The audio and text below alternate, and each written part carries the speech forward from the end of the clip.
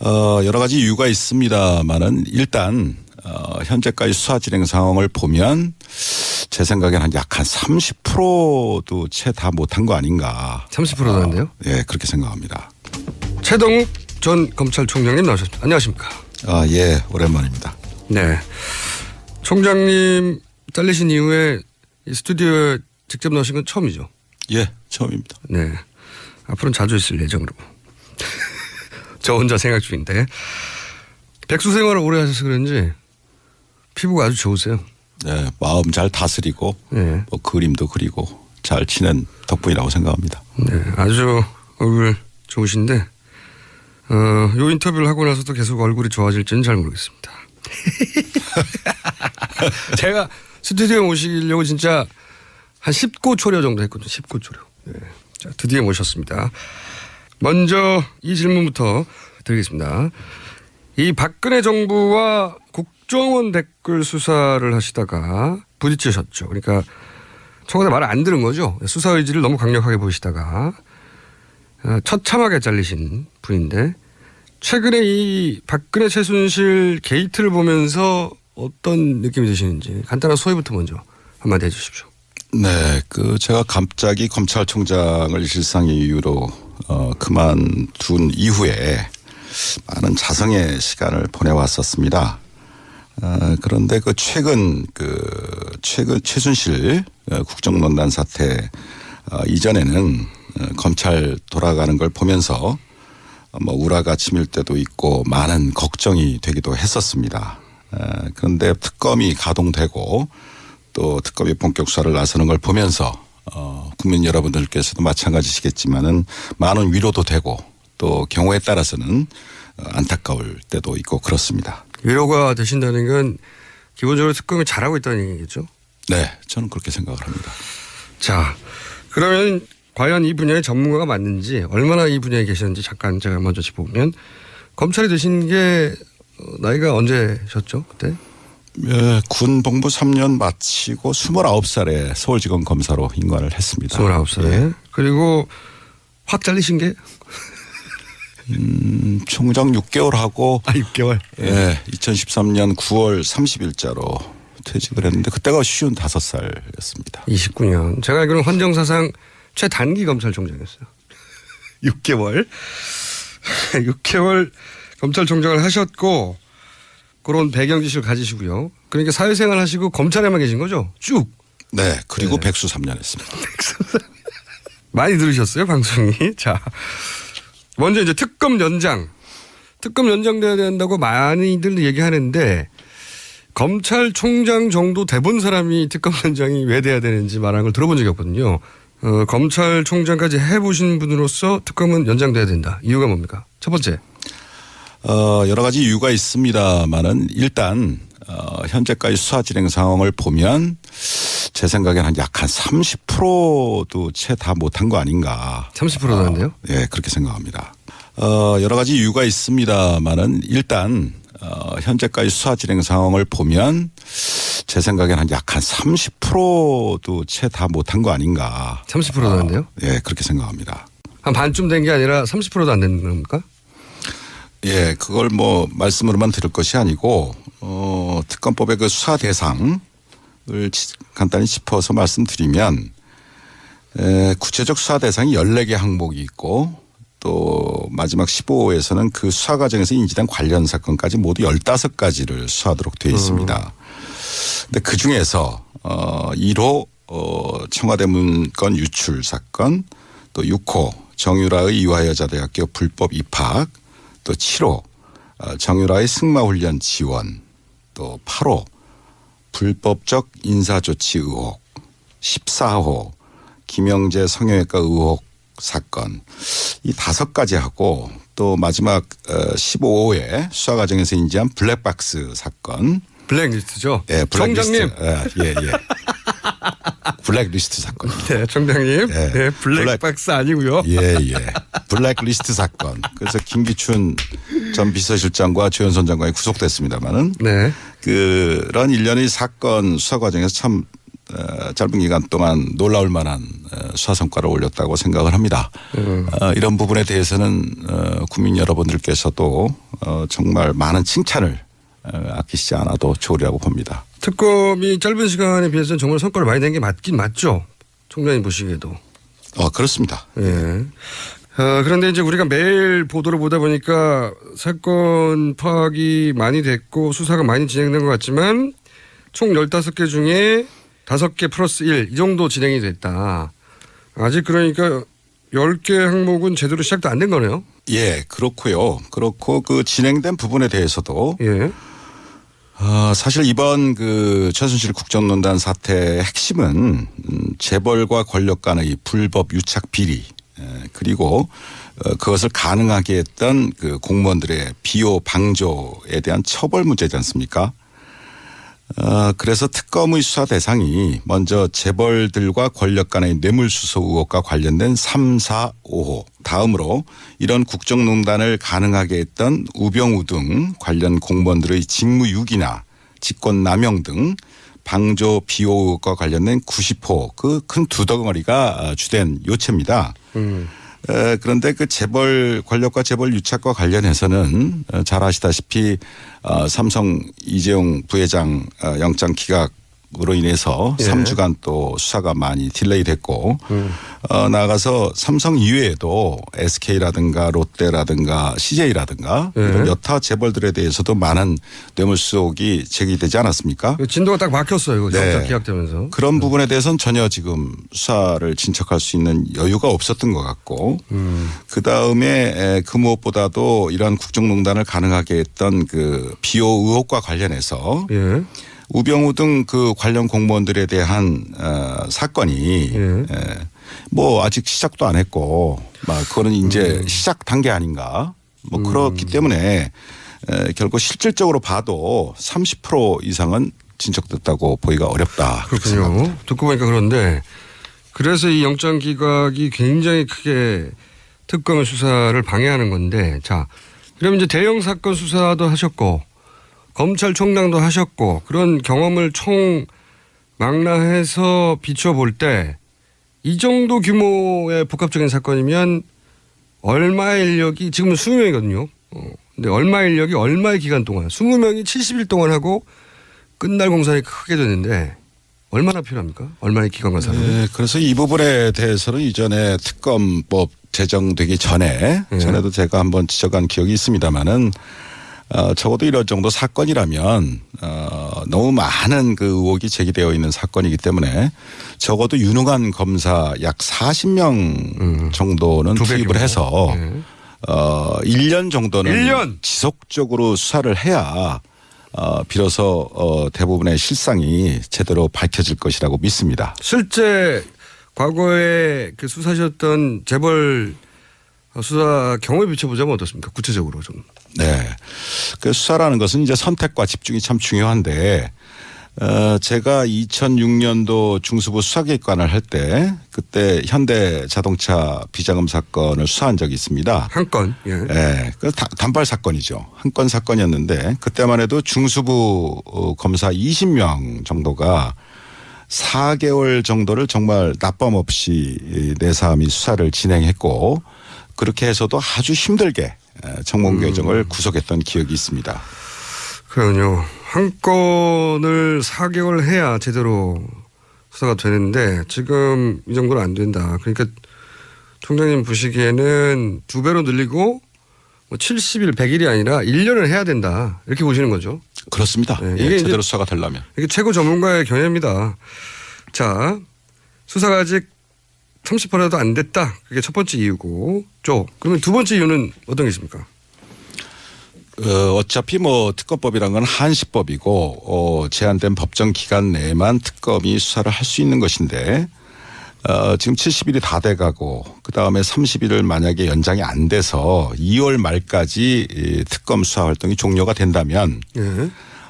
이 특검에 수사하고 있었던 이 모든 사건들은 다시 검찰의 손으로 넘어가게 됩니다. 네네.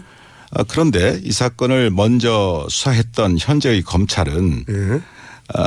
재벌과 권력 간의 뇌물수수 혐의에 대해서는 손도 대지 못했었고 직권남용. 예, 직권남용죄로만 기소를 했죠. 예. 또 우병우 등 그 관련 공무원들의 비호 방조 의혹에 대해서는 막 제대로 수사도 하지 못한 채 특검한테 사건을 전부 이관하는 지금 그런 상황이 되지 않았습니까? 저도 취재를 해보니까 우병우 관련은 텅 비어 있다고 하더라고요. 예. 네. 아예. 예. 그래서 뭐 여러 가지 뭐 국정원 댓글 사건도 있고 국정원 간접 증거 조작 사건도 있고 뭐 여러 가지 사건들이 많이 있었습니다. 예. 뭐 또 세월호 예. 사건 수사 제대로 수사가 안 됐던 뭐 케이스. 여러 가지 이 사건들이 뭐 제대로 수사가 안 돼서 저도 참 안타깝고 그렇게 바깥에서 바라다 봤습니다마는 그 중에서도 이 최순실 박근혜 국정농단 사태하고 직결된다고 할 수 있는 예. 정윤회 사건이 있지 않습니까? 네네. 그 경우에 다 기억을 하십니다마는 정의대 사건은 찌라시로 그렇죠. 또 국정농단은 아예 없었던 걸로 예. 그렇게 다 검찰에서 수사를 해서 그때 덮어버렸지 않습니까? 국정농단이 아니라 문서 유출 사건이 돼버렸죠. 졸지에 문서 유출 사건으로 예. 사건이 변질이 됐고 예. 국정농단 사태는 다 물밑으로 들어가 버렸죠. 그렇죠. 그래서 그때 당시에 검찰이 제대로 바로 서서 정말 원칙대로 수사를 제대로 하는 척이라도 했다면 대한민국이 과연 이런 지경까지 되었을까? 또 우리 대통령께서도 이렇게 불행한 상황까지 봉착을 하게 됐을까? 탄핵이라는 참 아쉽습니다. 그런데 그 당시에 수사했던 그 검찰 지휘 라인이 어떠했는지 그 총수께서는 기억을 하십니까? 테스트인가요? 우선 법무부 장관이 황교안, 네. 검찰 지휘권을 가지고 있는, 그리고 총장은 김진태, 중앙지검장이 김수남, 그리고 청와대에는 그 유명한 김기춘, 우병우 이 두 분이 있었죠. 네. 예, 어떻게 저보다도 더 잘 기억을 하고 계신 것 같습니다. 박수 부탁드립니다.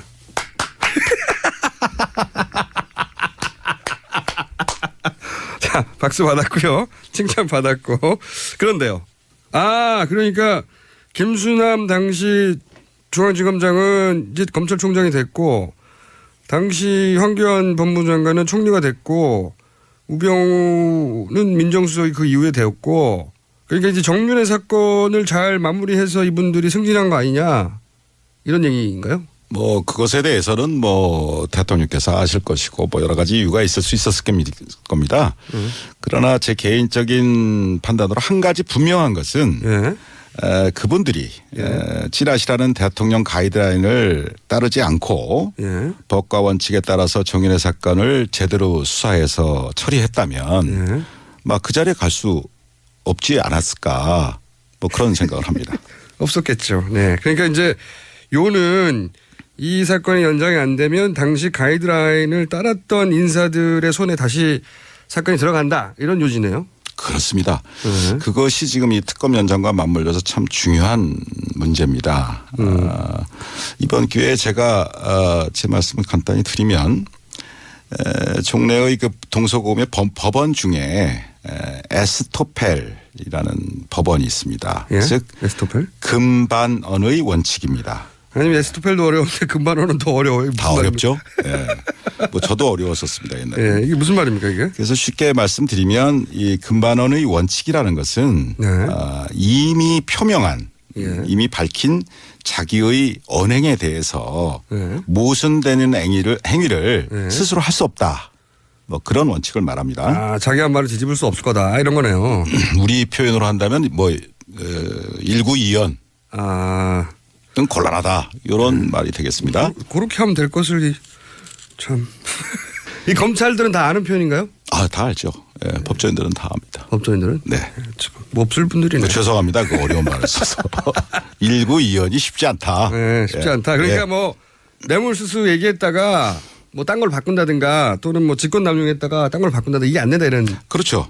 그 지금 검찰은 특검으로 이관하기 전에 이 사건을 뇌물수수가 아니라 직권남용죄로만 의율 했지 않습니까? 의율이요? 의율? 네. 직권남용죄를 적용했다. 그렇게 표현하면 좀 의율. 쉽게 이해가 되시겠죠. 의율했지 않습니까? 법을 적용했다. 네. 이것도 검사들은 다 아는 표현입니까? 네. 그거는 일반 국민들도 많이 아십니다. 아니에요. 의율. 이런 의율이를 법을 적용했다. 이거 네. 법률 조항을 직권남용죄라는 형법상의 처벌 조항을 적용했다. 그거를 의율한다고 그렇습니다. 뭐뭐에 의거하여 법률을 적용하다고요? 그렇죠. 그런 의미입니다. 네. 쉬운 말로 해주세요. 근데 그랬던 검찰이 이 사건을 다시 특검으로부터 다시 이관 받아서 네. 뇌물수수죄로 제대로 수사해서 기소할 수 있겠냐. 자기가 한 말이 있는데 네. 예, 그때는 왜 몰랐냐 네. 이렇게 말을 할 수가 있겠네요. 불가능한 거죠. 일구이원하는 문제가 되니까. 그다음에 또 한 가지는 이것 또한 어려운 말입니다. 그 우리 헌법상에 그 자기 부죄 금지의 원칙이라는 것이 있습니다. 그러니까 말하자면 스스로 죄를 부담할 수는 없다. 그래서 여러분들이 아시다시피 묵비권, 뭐 최순실 씨요새 묵비권. 자기 죄에 대해서 진술을 거부할 수 있는 거예요. 거부할 수 있는 권리를 준다. 이게 그 원칙. 그게 이제 헌법상의 원칙입니다. 자기 부재 금지 원칙이요? 네네. 그래서 이게 그러면 예를 들어서 법원에 가서 제가 이제 법정에 많이 나가봤지 않습니까?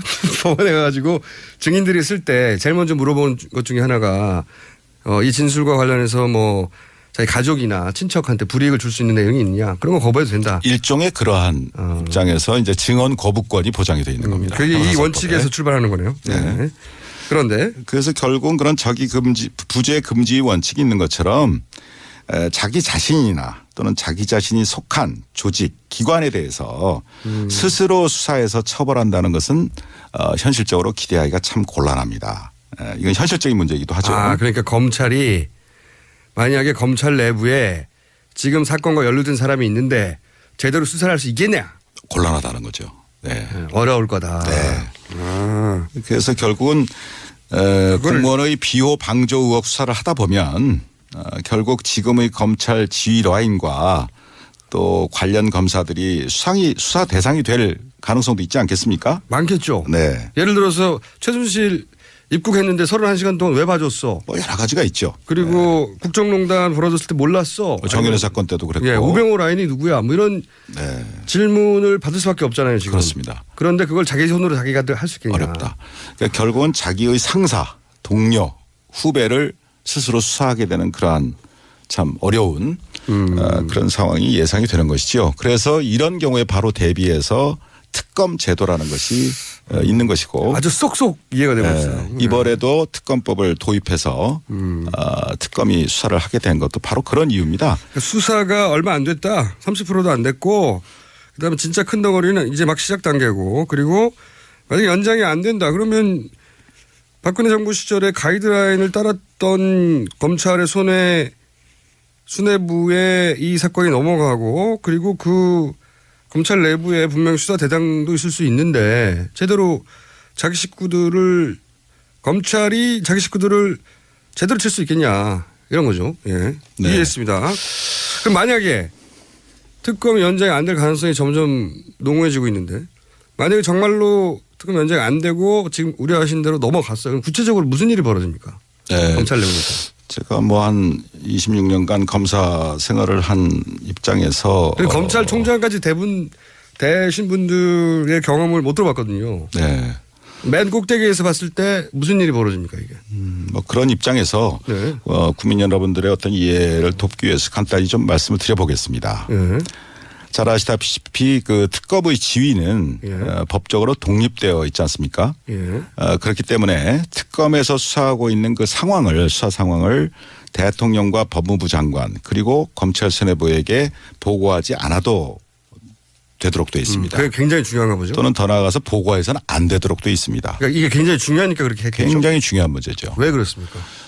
수사를 하다 보면 가장 중요한 것은 수사 기밀의 유지입니다. 그렇겠죠. 수사 기밀의 유지고 또 수사 기밀이 유출이 되면 그 수사와 관련된 이해 관련자들이 여러 가지 측면으로 작용을 하게 됩니다. 증거를 조작하거나 인멸하거나 뭐 대답을 준비하거나 또 압력을 넣는다거나 뭐 여러 가지 문제가 있기 때문에 그 부분이 굉장히 중요한 것인데 특검법은 이제 그걸 보장하고 있는 거죠. 독립성을. 그런데 특검 이전의 검찰로 다시 돌아가게 되면 그때의 수사 상황이 비호 방조 의혹을 받고 있는 황교안 대행이나 또 김수남 총장에게 보고되겠죠. 당연히. 그렇게 되고 또 보고돼야 되는 게 검찰 체계죠 지금. 네. 중요한 사항에 대해서는 보고를 하도록 되어 있습니다.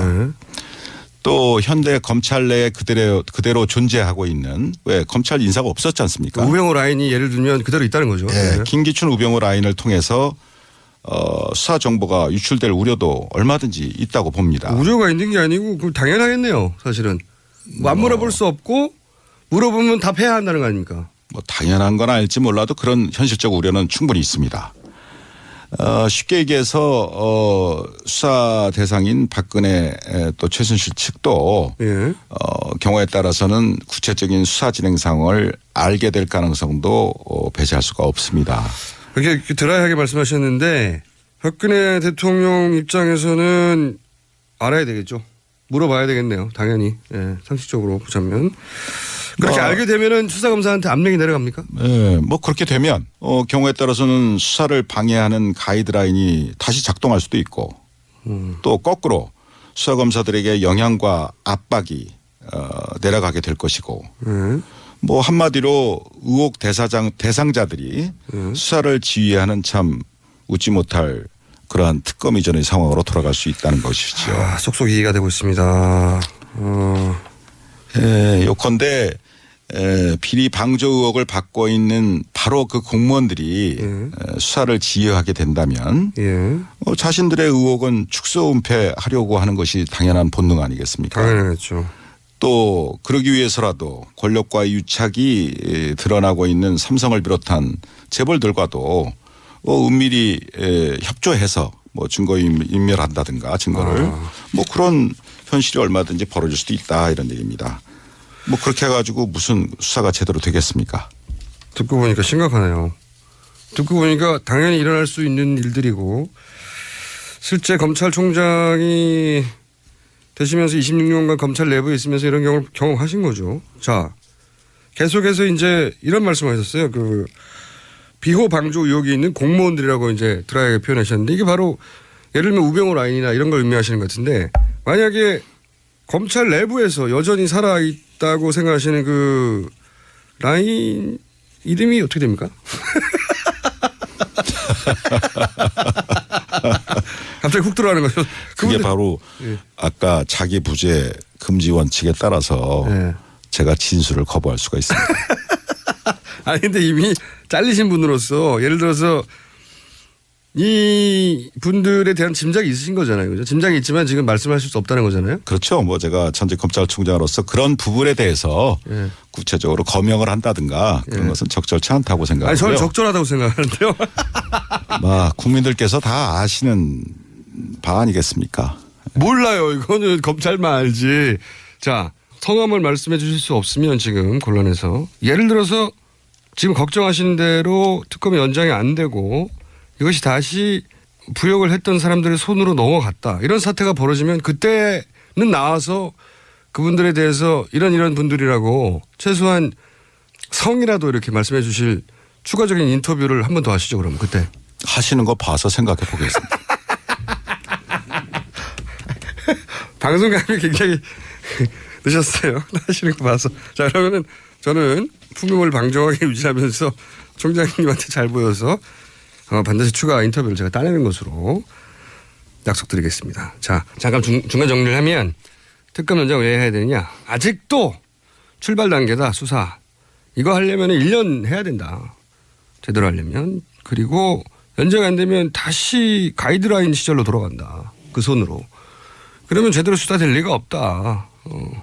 그리고 실시간으로 수사 상황이 수사 대상자들에게 넘어갈 수도 있고 당연히 박근혜 최순실 이쪽에도 넘어가서 제대로 수사되지 않고 과거에 우리가 겪어왔던 사건들처럼 유야무야 끝날 수도 있다. 그런 심각한 우려 아주 설득력 있습니다. 저희가 이제 총장님을 잘 모셨다고 저 스스로 저를 칭찬하고요. 자, 근데 시간이 저희가 벌써 2부 시간이 다 됐네요. 여기서 잠깐 끊고 저희가 최동욱 전 검찰총장 만나고 있습니다. 끊고 8시 10분에 다시 3부에서 돌아오겠습니다. 이어서 스튜디오에 저희가 사실상 납치하다시피 해서 모신 최동욱 전 검찰총장과 인터뷰 이어가도록 하겠습니다. 두 번째 사안. 아마도 오늘 내일 중으로 영장 재청구가 있을 것 같은 분위기인데요. 자, 이재용 그 부회장 영장요. 이게 이제 1차 기각됐었거든요. 이거 좀 쉽게 설명해 주세요. 왜 기각됐다고 보십니까, 당시? 뭐 저도 뭐 언론 보도를 통해서 아는 것밖에 없습니다만은 제 입장에서 보면 크게 보면 세 가지였던 것 같습니다. 기각 사유가. 첫째는 뇌물죄나 제3자 뇌물공여죄에 대한 얘기인데 도대체 뭐에 대한 대가성이냐 또 부정한 청탁을 한 적이 있느냐 뭐 이런 것들에 대한 구체적 증거를 좀 더 보완해라. 증거를 더 소명해라. 가져와라. 예. 뭐 그게 하나가 있고요. 예. 그다음에 또 하나는 이 사건 진행 과정에서 뭐 대통령과의 독대 문제라든가 또 미르재단 또 정유라에 대한 삼성 지원 문제가 삼성 합병 이후의 일 아니냐. 그럼 삼성 합병과는 관련이 없을 수도 있는 거 아니냐라는 의구심. 예. 뭐 두 번째는 그런 게 있었던 것 같고요. 그다음에 세 번째는 조사와 관련된 문제인데 대개 뇌물수수죄의 경우에 있어서는 뇌물 공여자와 뇌물 수수자를 동시에 처리를 합니다. 예. 그런데 이 사건의 경우에 있어서는 대통령께서 검찰에서 조사를 거부했고 예. 또 지금도 뭐 밀고 당기고 진행 중인 걸로 알고 있습니다만 안 하실 것 같아요. 아직까지 특검에서도 조사에 응하지 않고 계시지 않습니까? 예. 그래서 법원 입장에서는 이런 부분 즉 뇌물수수 혐의를 받고 있는 대통령에 대한 조사가 아직 이루어지지 않지 않았느냐라는 지적. 이게 특검 세 책임 가지였던 것 같습니다. 특검 책임은 아니잖아요. 물론이죠. 네, 물론이죠. 특검은 최선을 다하고 있다고 봅니다. 그러면 요거는 이제 법원에서 기각한 이유를 이제 추정하신 건데 이렇게 기각하는 게 맞습니까? 어떻게 보세요? 평생 검찰 하신 분으로서. 물론 뭐 법원의 판단에 대해서 제가 가타부타 언급을 하는 것은 뭐 적절치 않습니다. 하실 거면서. 그러나 제 경험에 비추어서 네, 하실 거죠? 비추어서 가타부타. 간단한 제 생각을 말씀드리겠습니다. 네. 자, 가타부타 시작됩니다.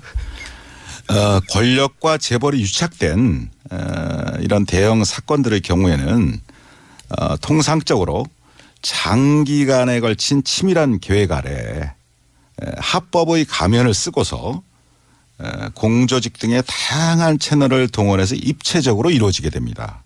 이것은 경험상 그렇습니다. 또 더 나아가서 사후에 말하자면 어떤 뇌물수건이 있었는데 네. 사후에 문제가 생겼을 경우에도 그 과정에서 벌어진 개별적인 행위들은 전부 합법적이고 공적이고 하는 그런 탈을 쓰게 됩니다.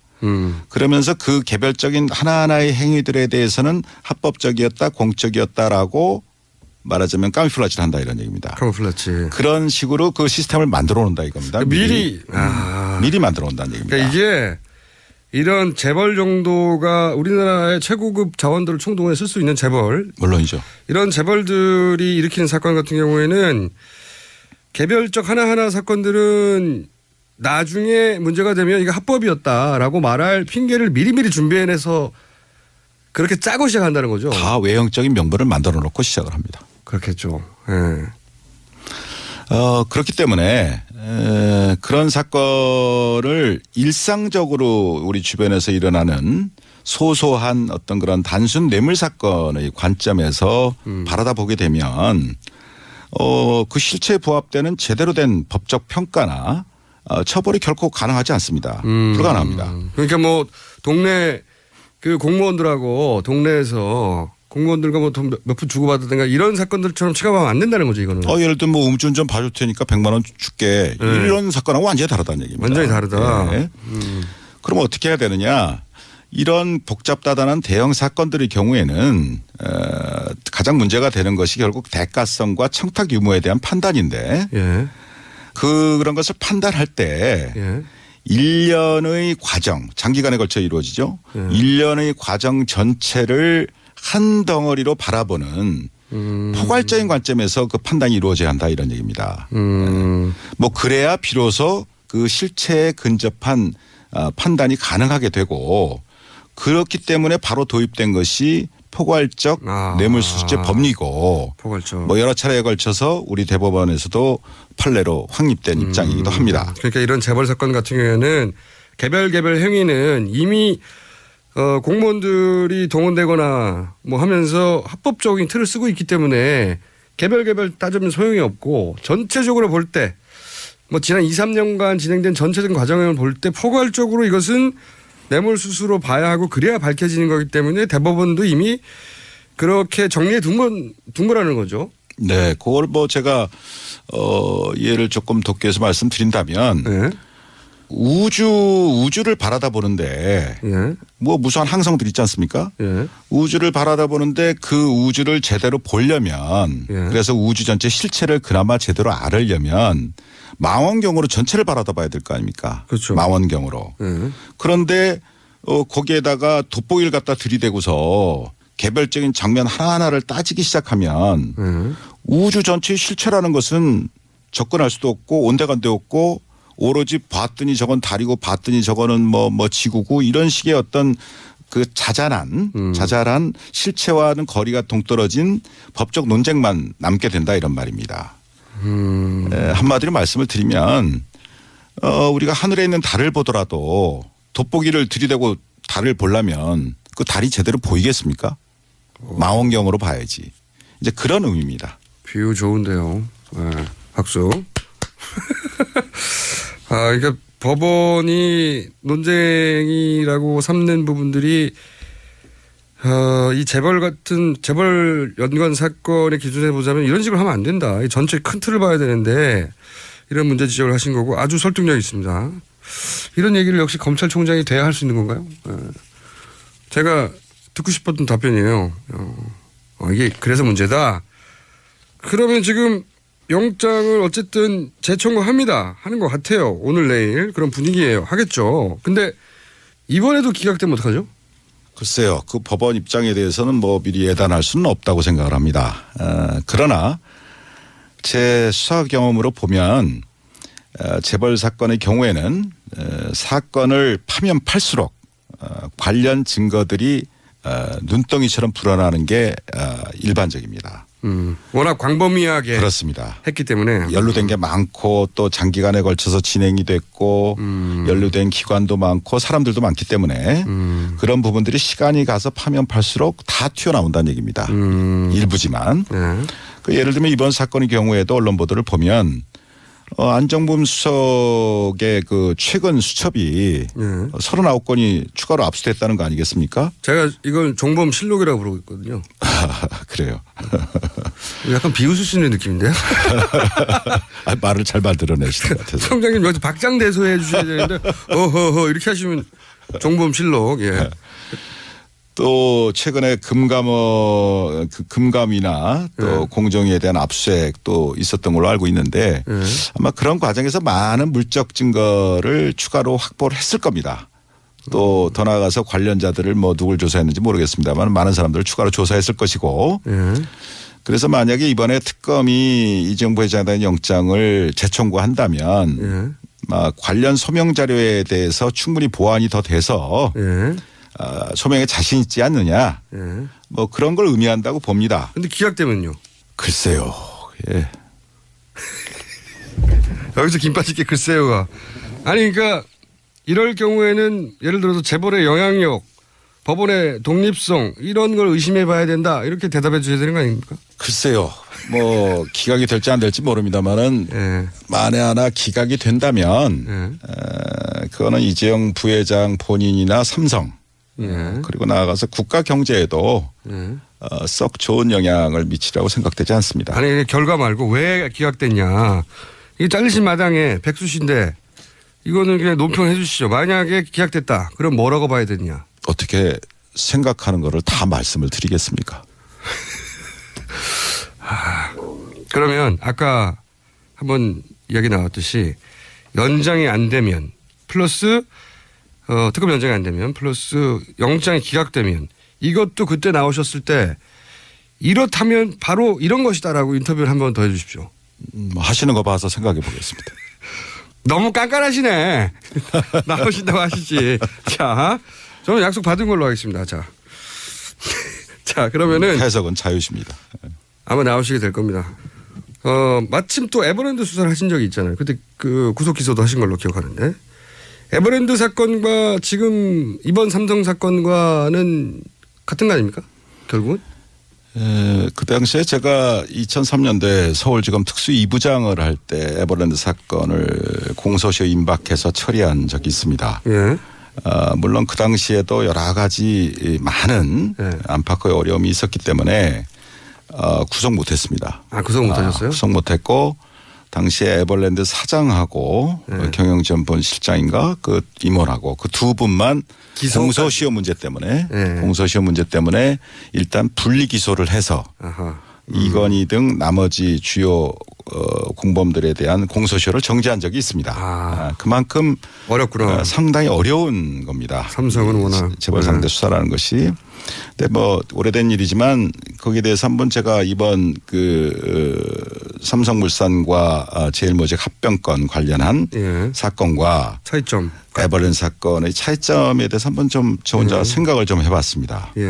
본질적인 차이가 있습니다. 두 사건에는. 그래요? 네. 어떻게 있습니까? 물론 삼성그룹의 지배권을 승계시키거나 강화한다는 측면 또 그로 인해서 경제적인 이득을 봤다는 면 뭐 그런 것은 공통점이 있습니다. 그렇죠. 그래서 같아 보이는데. 네. 그러나 에버랜드 사건의 경우는 우선 삼성 계열사 그러니까 삼성그룹 내부죠. 삼성 계열사와 그 투자자들만 손해를 본 사건입니다. 그렇죠. 일반 국민이 아니고. 그렇죠. 삼성 계열사와 그 투자자들 즉 에버랜드의 주주들입니다. 이 사람들이. 그러니까 삼성 계열사가 그럼 삼성 계열사가 손해를 보면서 본 사건인데 삼성 계열사가 손해를 보니까 삼성 계열사에 투자한 투자자들도 손해를 보게 된다는 거죠. 그렇죠. 그런 의미에서 삼성 계열사와 그 투자자들만 손해를 봤죠. 범위가 그 정도인데 손해의 범위가. 그다음에 그 일련의 과정에서 보면 삼성그룹 내부의 문제였기 때문에 삼성 내부 임원들만이 여기에 가담을 했습니다. 또 동원이 됐고. 직접 가담한 사람들이. 그렇죠. 근데 에버랜드 사건은 그렇다 이겁니다. 그런데 이번 사건의 경우를 보면 이 2,100만 명 말이 그렇지 이게 천문학적인 인원 아닙니까? 국민의 반인데 2,100만 명이 넘는 국민연금 가입자 전체가 잠재적인 손해자가 됐단 말입니다. 손해를 봤단 말입니다. 맞죠. 예. 그다음에 그 수법을 보더라도 단순히 그 삼성그룹 내부의 문제로 해치운 게 아니라 뇌물 공여까지 해가면서 국가기관을 총동원 했다 이겁니다. 그게 본질적인 차이가 있어요. 예리한 분석입니다. 이거. 그러니까 손해의 범위 또 수법 면에서 두 사건은 굉장한 차이가 있다. 즉 한마디로 손해의 범위는 굉장히 국민 대다수로 광범위해졌고 또 수법 또한 매우 대담해졌다 이겁니다. 그래서 제가 이전에 에버랜드 사건을 수사했던 경험과 이번에 언론 보도를 통해서 쭉 느껴지는 것은 재벌들을 처벌해야 할 때 제대로 처벌하지 않으면 시간이 갈수록 그 폐해는 그 손해는 더욱 커지고 또 그 수법 또한 아주 악질적으로 진화한다 이러는 겁니다. 방법이 굉장히 진화한다 이거예요. 법보다도 더 앞서갑니다. 굉장히 예리한 이런 얘기를 들어본 적이 없어요. 검찰총장이 괜히 되신 게 아니네요. 6개월밖에 안 했지만. 완전 설득되고 있습니다. 그렇죠. 더 대담해지고 더 악질적으로 변했어요. 그런데 이번에도 틀림없이 얘기 나올 텐데 이 재벌 총수 구속하면은 국가 경제 악영향이 있다 이러면서 이제 구속하지 말라고 그러잖아요. 이 부분은 직접 재벌 총수를 구속시켜본 경험이 있는 분으로서 어떻게 생각하십니까? 네, 제가 경험한 바에 의하면 뭐 저는 이제 정몽구 회장을 그때 직접 중수부에서 구속을 한 적이 있고 뭐 최태원 뭐 김승연 회장 이런 분들은 이제 예하청에서 구속할 때 제가 지휘라인에 있고 그랬습니다마는 그 재벌 총수를 구속을 할 때마다 전 일간지에 전면 광고가 나갑니다. 맞아요. 국가경제. 그러면서 거기서 국가경제 얘기가 항상 나오고 그다음에 우리 총수가 구속이 되면 기업 가치가 하락하고 또 대신료가 추락돼서 그 회사는 물론이고 국가경제도 어려워진다. 협박이죠. 협박. 뭐 이런 식의 기사와 광고가 횡행합니다. 지금도 삼성 이재용 부회장 얘기할 때 종편에서는 끊임없이 그 논리를 갖다 대요. 그렇습니다. 그런데 지난 경험입니다마는 정몽구, 최태원, 김순년 등 그 재벌 총수가 구속된 이후에 뭐 현대자동차든 SK든 한화그룹이든 기업 가치가 하락하거나 또는 대외 신인도가 추락해서 국가 경제가 더 어려워졌었습니까? 그렇다고 아니죠. 생각하세요? 아니죠. 아닙니다. 그렇죠. 예. 아, 이거는 실제 사례를 들어서 반박하면 되는군요. 아하. 그러면 삼성 부회장이 이재용 부회장이 구속됐다. 그러면은 어떤 영향이 있을까요? 국경제에? 예, 아까 말씀드린 거와 관련해서 결과적으로는 오히려 해당 기업의 투명성이나 예. 신뢰도를 높이는데 기여했다고 보는 쪽이 일반적인 시각이라고 생각합니다. 좀 더 구체적으로 말씀해 주세요. 그래서 만약에 이번 삼성 부회장 건에 대해서도 예. 제대로 원칙대로 수사가 돼서 처리가 이루어진다면 예. 여러 가지 전 좋은 순기능도 있다고 생각을 합니다. 예. 구체적으로. 우선 그 이재용 부회장 혼자만의 생각으로 지금 이번 일이 벌어졌겠습니까? 그럴 리가 없죠. 예. 그럴 리가 없죠. 예. 무수한 법률가들 또 많은 전문가들이 예. 오랜 연구와 기획 또 경우에 따라서는 조직적인 로비들이 예. 있었기 때문에 가능한 거 아니겠습니까? 당연히 그렇겠죠. 예. 예. 지금 사건을 드러나는 거 봐도 온갖 사장단들이 왔다 갔다 하고 그랬잖아요, 독일에. 예. 그럼요. 예. 그런데 예를 들면 이재용 부회장이 원칙대로 구속이 된다면 예. 삼성 내부에서도 예. 다시는 이런 식의 발상이나 시도는 엄두도 못 내는 상황이 될 거다 이런 얘기입니다. 그래서 뭐 그렇게 해도 된다고 조언했던 사람들은 다 잘려 나갈 것이고 오히려 삼성 경영진 내부에서는 앞으로 총수를 보호하기 위해서라도 좀 더 합법적이고 윤리적인 방향으로 나가야 되겠다라고 하지 않겠냐 이런 얘기입니다. 그랬을 때 결과적으로는 삼성이라는 그 글로벌 기업 입장에서 보면 예. 결국은 삼성이 좀 더 투명해지고 합법적인 기업이 되고 또 신뢰를 받는 기업으로 더 새로 태어나는 그런 계기가 되지 않겠냐. 삼성을 위해서 얘기입니다. 더 좋다. 네, 그렇습니다. 아, 이거 종편 얘기 나오면 이거 틀어줘야 되겠다, 이거. 완전 설득력 있습니다. 그리고요. 그다음에 그 우리나라에서 삼성이라는 그 위치가 있지 않습니까? 있죠, 1등. 그럼 어떻게 보면 재벌 전체를 선도하고 뭐 그런 부분도 있지 않습니까? 제1기업이기 때문에. 예. 그랬을 때 다른 삼성 이외의 다른 재벌들도 이 삼성그룹의 사건이 어떻게 처리가 되느냐 그런 부분을 굉장히 예의주시하게 되어 있습니다. 그렇죠. 삼성이 안 되면 우리도 뭐 안 되겠네. 이렇게 그렇죠. 생각하죠. 예. 그렇죠. 제가 말씀드릴 걸 먼저 말씀하시네요. 그래서 이재용 부회장의 구속은 예. 우리나라 재벌들 나머지 재벌들 전체에게도 큰 시그널을 보낸다 이겁니다. 정경유착은 삼성 부회장 한 사람 구속으로 해결될 수도 있겠네요, 이게. 제가 볼 땐 그럴 수도 있습니다. 어. 그래서 결국은 거기서 가장 큰 시그널이라는 것은 무엇이냐면은 아무리 경제 권력이 강하다 하더라도 합법 경영을 하지 않으면 예외 없이 총수가 구속될 수 있다. 그렇죠. 라는 시그널을 보낸다는 얘기입니다. 그것만 되면 돼요. 그러면 그것이 바로 무엇이냐. 지금 국민들이 그렇게 갈망하고 있는 예. 재벌 개혁의 출발점이 된다 이런 얘기입니다. 마구 설득되고 있습니다. 총장님이 왜 총장님이 되셨는지 알겠고요. 그리고 왜 잘렸는지도 알겠어요. 잘린 얘기는 안 하셨으면 좋겠어요. 이런 생각 하시니까 잘리죠.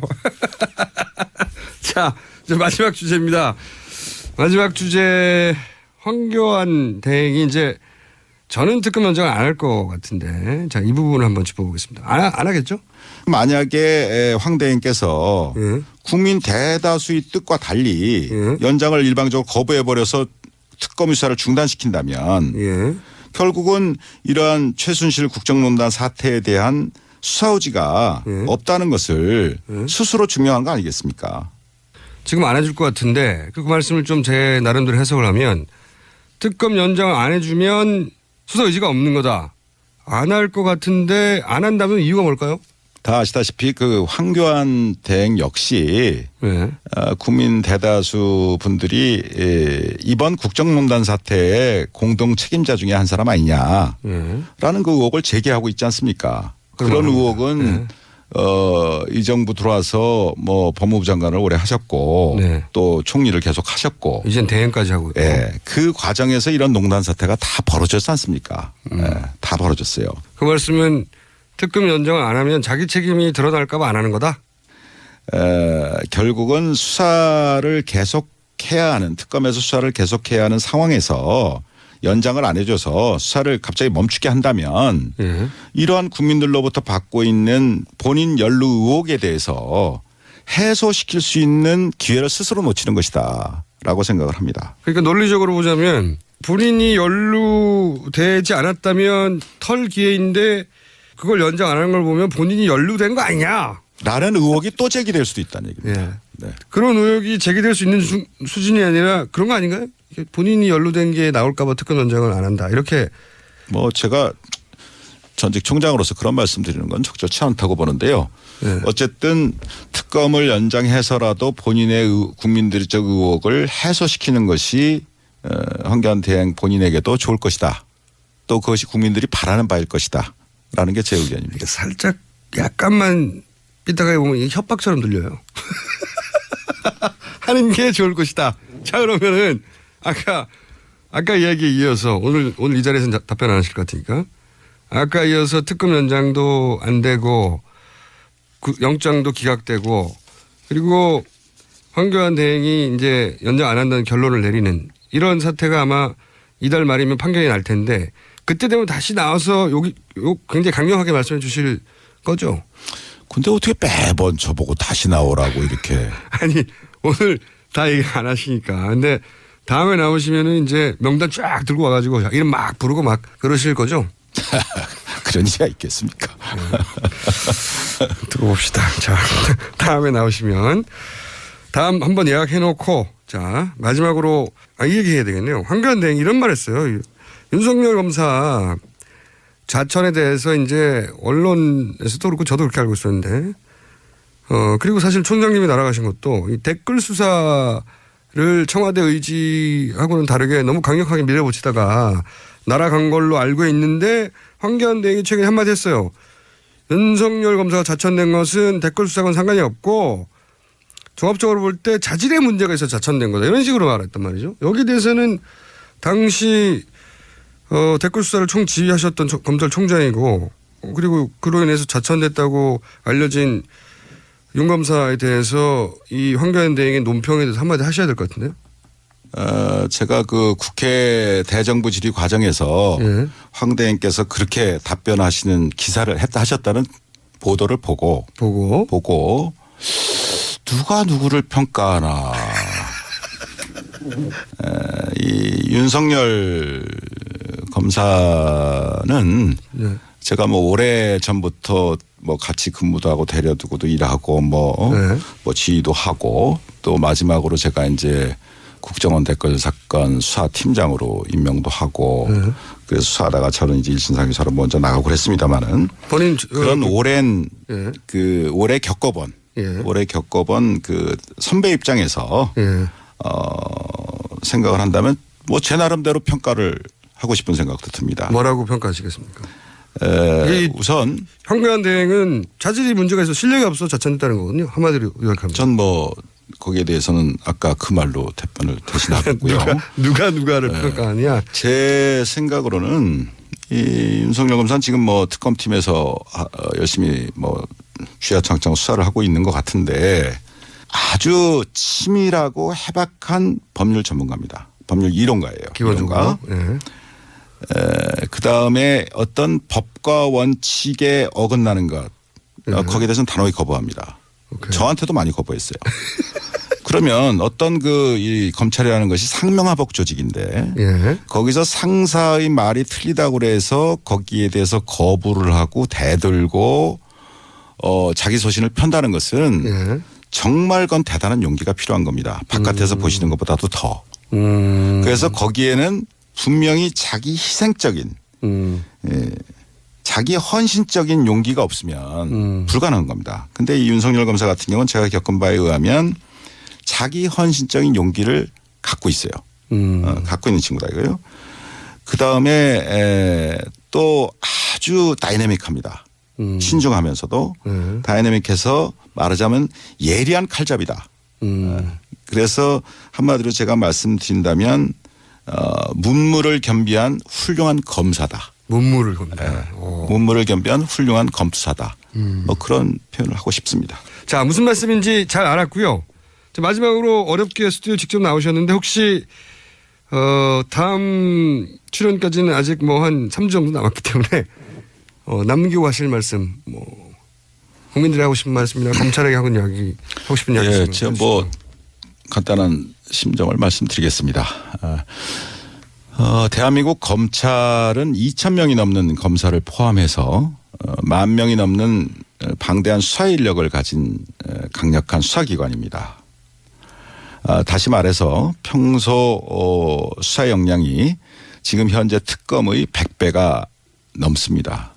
수사 역량 면에서 100분의 1도 안 되는 20명의 특검 검사들이 불과 몇 달이란 짧은 단기간에 이전 검찰의 수사보다는 비교할 수 없을 정도의 성과를 내고 있지 않습니까?